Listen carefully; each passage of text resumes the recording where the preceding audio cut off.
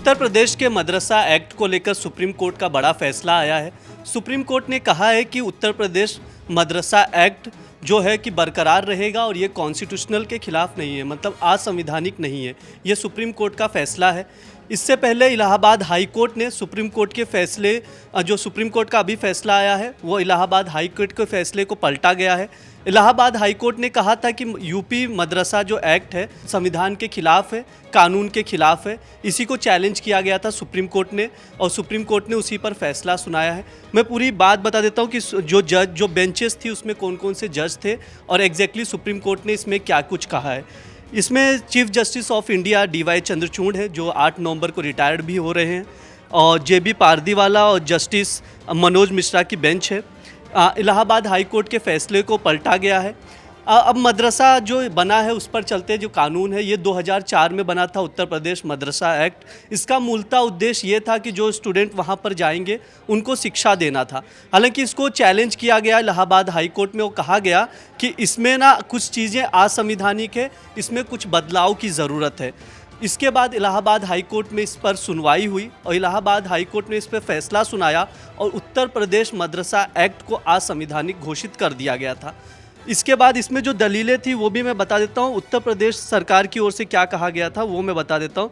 उत्तर प्रदेश सरकार ने ये कहा था कि जो इलाहाबाद हाई कोर्ट का फैसला है उसे हम स्वीकार करते हैं, लेकिन इसको पूर्णतः खत्म कर देना ठीक नहीं है, इसमें कुछ संशोधन किया जा सकता है। ये उत्तर प्रदेश सरकार की ओर से दलील दी गई थी।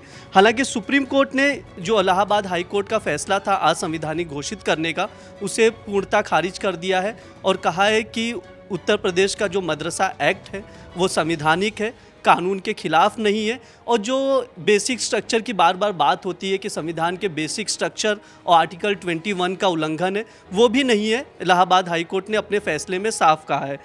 नहीं, हम लोग अभी जो सुप्रीम कोर्ट ने फैसला दिया है उत्तर प्रदेश मदरसा एक्ट के सिलसिले में कि वो अनकॉन्स्टिट्यूशनल नहीं है बल्कि कॉन्स्टिट्यूशनल है, और इलाहाबाद हाई कोर्ट के उस फैसले को रद्द किया है। इससे तमाम मदरसे से मुताल्लिक़ लोगों में खुशी और मसरत की लहर दौड़ी। और जाहिर सी बात है ये यूपी मदरसा एक्ट उत्तर प्रदेश की हुकूमत ने ख़ुद बनाया था, तो कोई भी एक्ट जो हुकूमत ने बनाया हो वो किस तरीके से अनकॉन्स्टिट्यूशनल हो सकता है।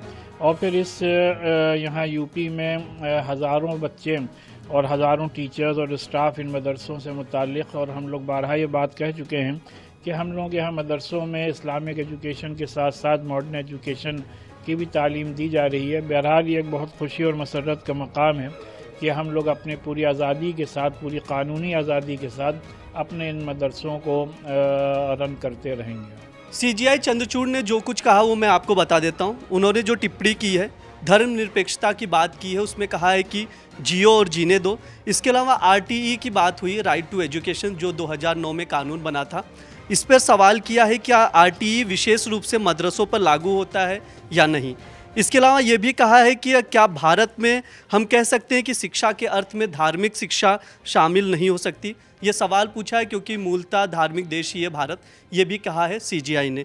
इसके अलावा CGI ने जो मदरसे की बात की है उसमें ये कहा है कि 700 साल के इतिहास को इस तरह से बर्बाद नहीं किया जा सकता। मदरसा के फेवर में फ़ैसला सुनाते हुए कहा है।